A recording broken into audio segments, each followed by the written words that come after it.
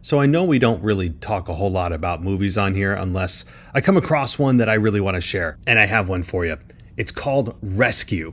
And the synopsis of this movie is that after the accidental death of Jake's oldest daughter and wife, Jake's only daughter, Leah, has been abducted by human traffickers and is being sold to the cartel.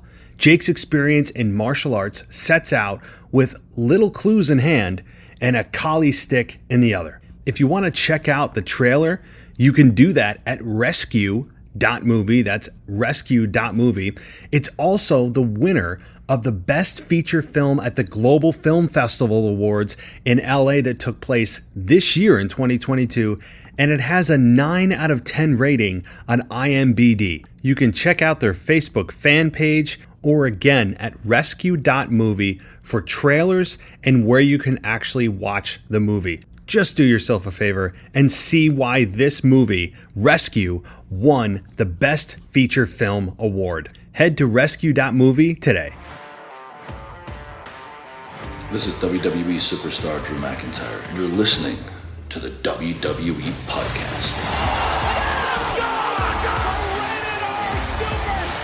The champ is the one that everybody wants, me. Becky Lynch is going to WrestleMania.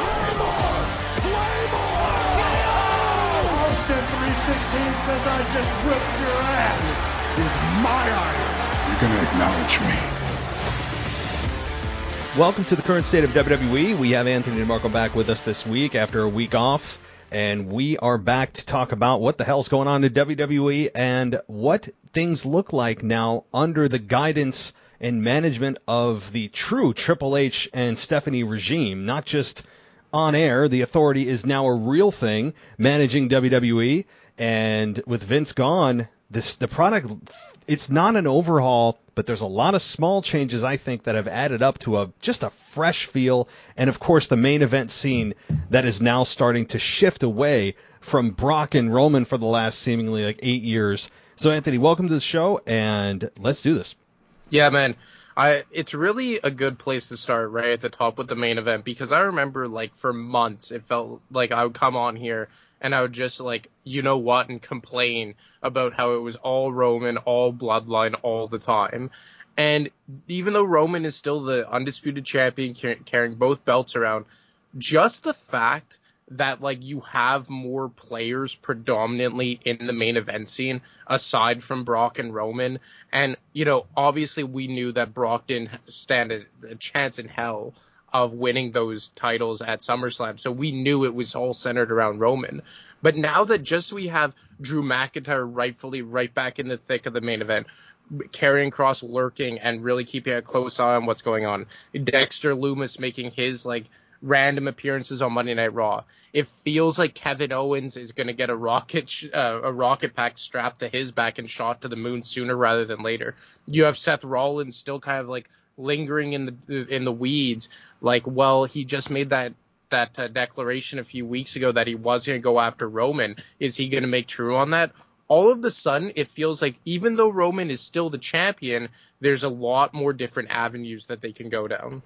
Don't forget about Ciampa, right? Ciampa also, I know he's kind of in the U.S. title picture, but boy, he put on one of the best matches on Raw in quite a while, a couple of weeks ago with Bobby Lashley for the U.S. title. And so WWE, with Triple H in charge now, has taken Ciampa, a guy that was just randomly appearing. Most people, if you didn't watch NXT, didn't know who the hell he was, didn't get a microphone in his hand, was just attacking people from behind with no direction. All of a sudden just shot to the U.S. title mix and puts on one of the greatest matches on Raw in probably a few months, and is easily, I think, in most fans' minds, could be a main eventer, maybe next year.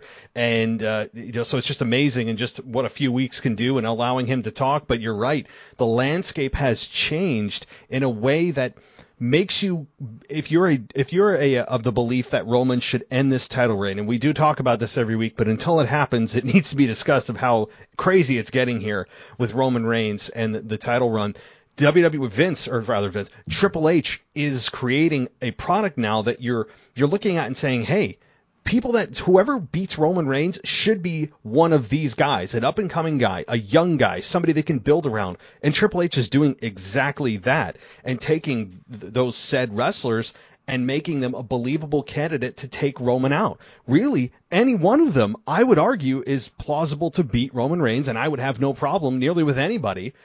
When you look at Drew, of course, maybe we can get into that in a little bit of really, I think the chances of him beating Roman at Clash at the Castle have increased exponentially since Triple H has taken over versus if Vince was still here. And of course, as we just said, with Karrion Kross and Dexter Lumis and Ciampa and, obviously a revived Kevin Owens who made his declaration last week on Raw in a very just a segment I didn't know I wanted with Drew and Kevin Owens. It's just so refreshing. Within just a few weeks, you have a product that just feels like it's gotten a new fresh coat of paint, and I love it. And it just goes to show that WWE has always had the talent to outmatch any other promotion that they could. Like, obviously, let's say you rewind 3 years ago when AEW were the new kids on the block and everyone had shifted over there. And this is no slight against AEW, but it just kind of goes to show that when push comes to shove, at least in my mind, WWE, when they really want to, can just put on the best product out there. And they've kind of hinted towards taking off the PG handcuffs, if you will. And I think if they do that, then it's absolutely that skies are the limit. But it's just... And another thing here that I was proven wrong about is that I guess it wasn't even so much that I didn't like Roman, because even though that he's still champion, the fact that he's been kind of pulled back a bit now has made me be like, he is still kind of entertaining as champion, and he is. And you saw that reaction he got from my hometown in Montreal this past Friday night on SmackDown. Like, people love Roman Reigns, but I think it was just a question of, like, look, you have to present formidable challengers to Roman Reigns. It can't just be Roman Reigns and everyone else. And now in just, a month since Triple H has taken over creative, it feels like they've put in, 4 or 5 guys right on Roman Reigns' tail. And just the, I guess, unpredictability as to where the main event scene is going has made me be more interested in Roman Reigns. And you've said it how many times that even though Roman Reigns' run has largely been good, it's felt so damn predictable and nobody has ever been a threat. And now it doesn't feel that way. And what do you know? I'm way more interested. Yeah. I mean, I think everyone, though, until the actual check is cashed, so to speak, where Roman does drop the belts, while he is getting a positive reaction in, as Jerry Lawler would call it, Bizarro World. That's apparently what he calls, when anytime he crosses the border, that's, what he has deemed you guys. But Roman Reigns outside of Montreal, which did get a very positive reaction, is starting to trend more babyface. And when you saw this past week on SmackDown, Roman, for the first time, I believe, since the whole bloodline started and he became champion, he was alone. And he didn't have the Wise Men. He didn't have the Usos. Yeah, he had Sami Zayn, but he was there to just take another bullet for him. So I think that Roman on his own was an interesting bit. And having Roman out there with no crutch, just on his own, going face-to-face with Drew was a lot of fun. Obviously we saw what happened with the result. He ends up getting Claymored at the end of it with Drew holding up both belts. And I think the crowd didn't know kind of what to do. I mean, Montreal, you guys were like, we love Drew, but yeah, we love this whole Roman thing, and we don't know because we want the belt off of him, but we also realize how big of a star Roman is. You guys seem pretty conflicted as to what to do, but I think in Cardiff, Wales, when the chips are down, I believe that it will be generally positive for Drew and negative for Roman, just because the fans are just ready to have him drop the belt. Even if you cheer Roman as a big star, when the match happens and the bell rings, I think fans are just like, all right, can we just get this over with? So do you think that there's now a much larger chance of Drew winning in Cardiff in a couple of weeks? I think so, just because that they've branched off the main event scene into so many different directions that I don't think you can just continue to have one undisputed champion. I think you need 2 world titles. And, as we were talking about briefly before we, started recording, they are scheduled to have a draft in the coming weeks. So the thought of maybe them doing away with the brand split and keeping 1 world championship doesn't seem to make sense at this point. So I just think that Drew winning one of the championships, presumably the WWE championship, and taking it over to Monday Night Raw makes the most sense, because as soon as him and Roman are done, it feels like him and Karrion Kross are on a collision course. And what a way to kick off a new era of Monday Night Raw and having a world championship back for the first time since April than having Drew McIntyre versus Karrion Kross fighting at the top of the card. And then you look on the SmackDown side of things. Like, to me, the first thing that comes to my mind is, like, if you turn Kevin Owens a babyface and have him get involved with the Bloodline and the whole Sami Zayn dynamic, like, that's almost a story that writes itself. You have Seth Rollins, who's still lurking. Maybe you keep him on Raw to go after Drew McIntyre. But at the same time, I'm saying, there is a lot of unfinished business between him and Roman Reigns, so you could send him over to SmackDown. And then other people on Raw, like, in my mind, AJ Styles should get another crack at the World Championship. Bobby Lashley, love what he's doing with the U.S. title, but he was an excellent World Champion in late 2020, early 2021, or actually only in 2021. I mixed up my dates. But I'm just saying that I think that what Triple H has done here, and it's all for the good, is that he's expanded the main event scene so much so that now it just no longer makes sense to have one sole world champion. And for that, I absolutely think that Drew is more likely to win only one championship, I may add. Yeah, and we'll figure out the logistics. I still have my theory of how they're going to do it, with the wise man being involved, and he snuck a clause in that says it was only for one of them, even though it's unified, that there's something in the contract that Drew didn't see in the fine print, so he only gets one of the belts, and Roman can continue his streak. I don't care how they do it. I've said that 100 times. I don't care how sloppy the work is on it or whatever. Just have it. Just get it done. And I think they will do that. And also don't forget about Theory. Like, Theory's still floating out there with the Money in the Bank. Like, it's amazing that in just a month's time, or really less, that you all of a sudden, as you said, you have all of these guys, and all of them new, and all of the crowd responding very positively to them. And I think the reason for that is, even if you had no idea who these people were, even if you never saw NXT, you didn't even hear the name Karrion Kross, you never heard the name Ciampa, you never heard the name Dexter Lumis, you never, like, any of these guys. What WWE has done, Triple H and the creative and production has done, is give you video packages. They've given you great wrestling matches, which I think fans have really appreciated. It's been a much more wrestling centered product, and I think that's what you tune into wrestling for.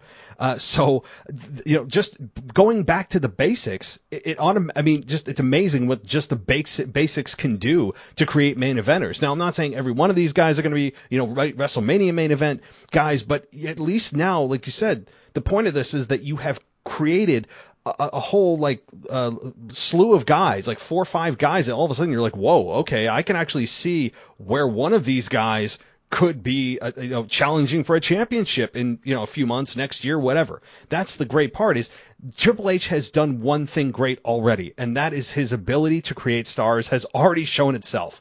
Even if you don't know who these guys are, which is to me the most important thing you can do in the entire business, is create new stars. And again, this is a short sample size. I know that. I'm not going to give his report card yet, but the most important thing you can do is create new stars. Triple H has already shown that in a month's time he can do that. Yeah, and just even in the mid-card scene, like Gunther versus Sheamus, like that was a match I never thought I wanted, but like it's crazy to say, but that could easily be a match of the night candidate. Like, can you imagine how stiff that match is going to be? Oh my God. Yeah. And then you freak out because you realize it's the first time the IC title is going to be defended on a pay-per-view since WrestleMania of last year. That's criminal. Yeah. It's ridiculous. And just the fact that he's been able to elevate the mid-card championships, I believe you mentioned this on your show last night, that even the mid-card titles feel so much more important. Even the fact that, the women's tag team championships have been finally put back into relevance, even though I think it's still a big uphill battle. It just feels like Triple H is going back to basics and making things that should feel important are actually at the forefront here. And it's not rocket science, because why do you compete in any sport is to win the championship? If you're not there to win the championship, then what the bleep are you doing there? You know what I mean? Mm-hmm. And it felt like in WWE in recent years, Vince would always pull away from that. And look, I understand that there are such things as personal feuds. I get that, and I'm all here for it. Some of the best matches of all time have been over personal feuds, like The Rock versus Hulk Hogan versus HBK, although that kind of became an infamous match. But there have been such great personal feuds over the years. But at the end of the day, you're there to win championships. And if the championships don't feel important, then what the hell are we doing here? And that's one thing that I never understood about Vince, is that, like, it felt like he overcomplicated things. Like, you didn't, and this was only in later years, because obviously Vince of 15, 20, 25 years ago was a genius. But, like, it just felt that in recent years it was overcomplication, and, like, it, like, just a simple, like, thing of, let's say WrestleMania 33, which I believe you were in attendance in Orlando. Like, the fact that he thought it was a good idea to have Roman Reigns and Undertaker main event that card, like, that is just simple, creative decisions that could absolutely torpedo a pay-per-view. And, like, how was it from a live perspective? Well, first of all, you know, I kind of understand why he did it. I mean, when, you know, I know why. Well, I also think personal feelings about, and the relationship between Vince and Mark Calloway is documented to be, I mean, one of the closest relationships in all of wrestling. It's even any time that you'll notice that they're interviewed about each other, they get emotional about each other. So they have an extremely close relationship, which I'm sure played into the placement of that match. But being in attendance for that match, it was a little tough to watch. Now, the people obviously were booing Roman, as they should. And we had Undertaker, who admittedly, after this match in his documentary, said he had no business in the ring that night, and you know he didn't look great, and he really believed, Undertaker believed, Mark Calloway believed, that he was done. I mean, the way he descended out of the ring, and the way that he left his attire on, I believe he left it on the ramp. You know, he just kind of thought that was it that night. He really thought that it might be over. And the match quality was not great. I mean, there was a lot of botches, and it's not really due to Roman. It's just due to the age of Mark Calloway. And so it wasn't the greatest match, but I understand probably why Vince wanted it to be the main event. And, like, look, I remember one of the main events that night, and I use that term very loosely, one of the main events was Randy Orton versus Bray Wyatt for the WWE Championship. Oh, my God. Which was one of the more underwhelming matches of all time, right? Where they had, like, the hologram on the ring of, like, the parasites, and what was it, like, what was it? It was like maggots or something. Like, yeah. Just overthinking it. And in my mind, that was a program that, like, they started off brilliantly. Awesome long-term storytelling. They had started that off back in, like, September of 2016 and built it all the way to April in 2017. And the fact that they somehow torpedoed that storyline, I could not believe. And you put that match on probably at like 9 o'clock in the evening, and you absolutely waste away that entire program centered around, theoretically, your most important championship, just to build towards like a manufactured feud between The Undertaker and Roman Reigns and have it completely blow up in your face. Like, that WrestleMania, to me, was like an entire microcosm of what was wrong with WWE at the time, because they had built their way up really well from the summer of 2016 to the WrestleMania, like building up Dean Ambrose really well, building up AJ Styles really well. And where did those two guys end up? One of them was the opening match on the card between AJ and Shane, and Dean Ambrose, defending the Intercontinental Championship, did not even make the main card. He was on the pre-show. You have Bray Wyatt and Randy Orton, you know, on a 6-month build to a match for the most prestigious title in the company, and it's one of the more underwhelming matches in the history of WrestleMania. And just going forward with a manufactured personal feud, I know I'm kind of ranting here about WrestleMania 33, but it just goes to show that I think that was an example of overthinking everything, when if you stick to basics, you typically have a good thing going. Yeah, that's what Vince does. I mean, outside of the Hardys' return, which was probably the best moment of the night. Yeah, that was sick. by far. And again, I was not there at a whole damn pay-per-view. It was the one time I took to go get something. But are you serious? Yeah, I was like, all right, it's a good time to get merch. You know, they were just doing intros to the tag team title ladder match. I'm like, all right, we already know who's in it. You know, I was like, all right, let's go. And I hear the music. I'm like, you've got to be kidding me. So that's the only moment that of the entire pay-per-view that I was, you know, I thought was like WrestleMania worthy, and I missed it. But I guess it's a personal grudge on myself. But It was, yeah. I mean, that was not the best pay-per-view, but to your credit, or to your point with Vince overthinking and overproducing things, I mean, how many times has he brought in NXT talent thinking that he needs to just kind of Vince McMahonify them? Where, I mean, look what he did with Karrion Kross. That was criminal. You know what I mean? Like, he brings in Karrion Kross, puts a mask on him. And that was the death of his character. And after that, he was just let go. And Triple H brings him back, and he's like, no, like, see, look, this guy can be a star. Boom. And they put him in with Scarlett, and he ends SmackDown a couple weeks ago, attacks Drew McIntyre, looks immediately like he belongs, has a great, more natural look, and then puts the hourglass in the ring with Roman as signaling, hey, your time's almost up. Does the same thing to Drew this past week in his locker room, leaving an hourglass. It's a great symbol of what he's trying to say, and he's just so much more authentic. It is like Vince. I don't think he even watched NXT. I don't think he knew he had a third brand up until like a year ago. Like, up until he saw, like, or wanted to do NXT 2.0, he probably had no idea. Like, and he just, when stars came up, some of them worked, but a lot of times he just kind of took it and put his own spin on it for no reason, just other than feeling that, well, it's from that little NXT thing we got. Let's make him a big star. And a lot of times he screwed it up. So, yeah, you're right. Stay right there. The WWE podcast will return after this quick break. So I know we don't really talk a whole lot about movies on here unless I come across one that I really want to share. And I have one for you. It's called Rescue. And the synopsis of this movie is that after the accidental death of Jake's oldest daughter and wife, Jake's only daughter, Leah, has been abducted by human traffickers and is being sold to the cartel. Jake's experience in martial arts sets out with little clues in hand and a collie stick in the other. If you want to check out the trailer, you can do that at rescue.movie. That's rescue.movie. It's also the winner of the Best Feature Film at the Global Film Festival Awards in LA that took place this year in 2022. And it has a 9 out of 10 rating on IMDb. You can check out their Facebook fan page or again at rescue.movie for trailers and where you can actually watch the movie. Just do yourself a favor and see why this movie, Rescue, won the Best Feature Film Award. Head to rescue.movie today. Welcome back to the WWE podcast. Let's get back to more great wrestling audio.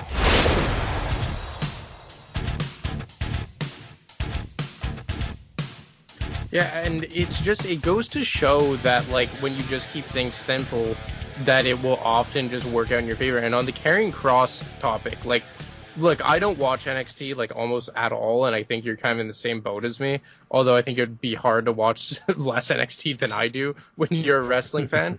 But when they debuted Karrion Kross and he comes out looking like Russell Crowe from The Gladiator, and didn't he even have, like, that weird, like, chest piece that's like the X across your chest and everything? It was bad. And like almost like a Tarzan. Anyway, we knew it was terrible. And I remember thinking, like, oh my God, what is this guy? He's terrible. Like, what is this? And he loses like instantaneously to like Jeff Hardy, who was just like an absolute like irrelevant performer at that point. And then he shows up on SmackDown, what is it, 2.5, 3 weeks ago. And all of a sudden, I'm just like, oh my God, this guy looks the part. And just wearing street clothes, coming out in his, what I assume is his former gimmick with his wife, Scarlett, and just the appearance, just absolutely coming out and not looking like something shot out of a comic book or a make-believe movie. And it makes such a big difference. And then what do you know? You have a guy who goes from being released, who is theoretically number 3 in the pecking order in the World Championship picture. And if I'm not mistaken, there was a report that came out that they're positioning him as the number 2 heel in the company right now, behind Roman Reigns. And you know what? I don't blame them. This guy is an instantaneous, maybe not star, but he's a main eventer. Like, he's not a guy that you have to give like the Veer Mahan or Omos treatment, where you have to run through jobbers for 6 weeks before you have to get a credible opponent to face. Like, this is a guy who clearly can jump, headfirst into the main roster and fit, and if not just the main roster, but the main event scene. And look, right off the bat, he hasn't had a match yet, if I'm not mistaken, but he certainly is fitting the part right now. Yeah, I mean, so far so good. Again, I know that we have to have a little perspective with how long it's been. It's only been a few weeks, and but so far so good. I'm not going to over exaggerate, but I don't want to undermine the success that they've had with reintroducing Karrion Kross. But I like it. I like this so far. I've heard really no complaints about what Triple H is doing from fans. And so before we wrap things up, I want to touch quickly on the Ronda Rousey situation with Liv Morgan, because right now we have a very weird thing going on. I was convinced that they turned her heel at SummerSlam, which is I thought that's what they did with her snapping on Liv and the referees and all that. And then Ronda Rousey continues to get cheered. Liv gets booed, and I think you and I have discussed maybe why that's happening because of the credibility of Liv Morgan. She didn't win the championship in the most upstanding way. Even though I understand the rules of Money in the Bank, it still kind of undermines her as credible as champion. And then she fluke beats Ronda at the next pay-per-view. And then she, is still kind of getting that mixed to negative reaction while Ronda is beating up security guards and, going back to the Ronda Rousey of old that really I think has turned her more babyface than anything. Like, what the hell is going on? It almost feels like when they tried to turn Becky Lynch heel against a babyface Charlotte, like, what was it, 4 years ago? Yep. And I just feel like this is like the Ronda Rousey, the babyface version of Ronda Rousey we all wanted for the last, 8 months since she returned in January, or the early version of Ronda Rousey that we got in 2018. And unfortunately, they pitted her against Liv, who did have the crowd behind her. I do agree should have won the Money in the Bank. I do agree should have won the Women's Championship. But unfortunately, was Ronda Rousey the right person for her to cash in on? Because like you just said, Liv has yet to win a credible match, and she's yet to have a credible victory while being the women's champion. And at this point, I'm saying, I was thinking about it today, maybe they should just pull a 180 and just turn Liv heel, and then just have her like a Weasley type of Alexa Bliss-esque character from 2017 when she was the women's champion. Because at this point, I don't know if they could switch this back to the way that they maybe originally visioned it, with Ronda as a full-blown heel and Liv as a lovable babyface, because people are liking the aggression of Ronda Rousey. They're liking that Becky Lynch / Stone Cold Steve Austin-esque behavior of the, F you to the man and won't back down from anybody. And Liv is just cowarding away in all of this, and she's done nothing to really redeem herself in any which way as, let's say, an upstanding babyface champion. So at this point, I would just say, hey, listen to the crowd, turn Ronda, or continue down the road of Ronda being babyface, and just turn Liv heel.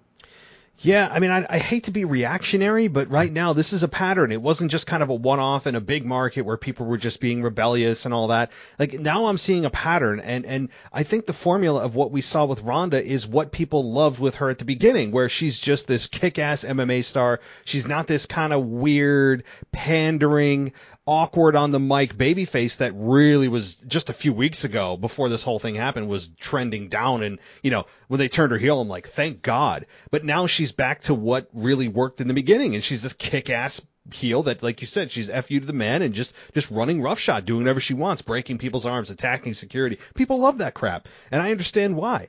The one thing I would caution against, though, is if we're finally, and this is amazing to say, that after all this time, we still have not gotten a Becky Lynch, Ronda Rousey one-on-one matchup. After how many years that this has been going on? It was supposed to happen at Survivor Series of 19. We know the injury that happened to Becky, one of the most famous shots of all time, with Becky blood running down her face thanks to Nia Jax, all that wasn't supposed to happen. But that match was supposed to take place in 2019. And then WWE shoehorns Charlotte into the main event that should have never been, and we still don't have Becky Ronda. So my point of all this is saying that if they're going to go that road, it should be a heel Ronda versus a babyface Becky. So they have time to move their chess pieces around to make that happen.